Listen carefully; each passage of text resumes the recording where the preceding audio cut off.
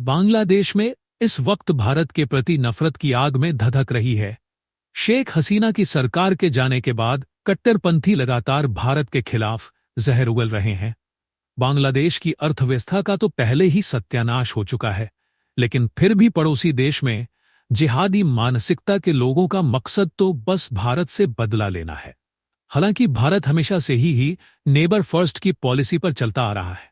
यही वजह है कि महंगाई, बेरोजगारी और डूबती अर्थव्यवस्था से त्रस्त बांग्लादेश की तरफ पीएम मोदी ने मदद का हाथ बढ़ाया है।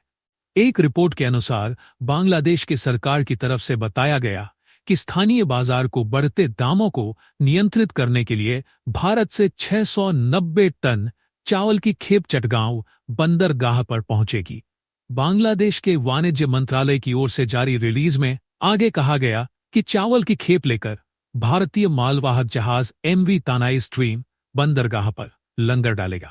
बांग्लादेश में मोहम्मद यूनुस के नेतृत्व वाली अंतरिम सरकार के सत्ता में आने के बाद से यह भारत से चावल आयात की पहली खेप है।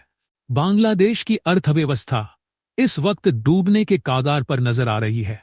एक वक्त था जब शेख हसीना के राज में बांग्लादेश के कपड़ा उद्योग का डंका दुनिया भर में बजता था, लेकिन अब देश की पूरी अर्थव्यवस्था चौपट हो चुकी है।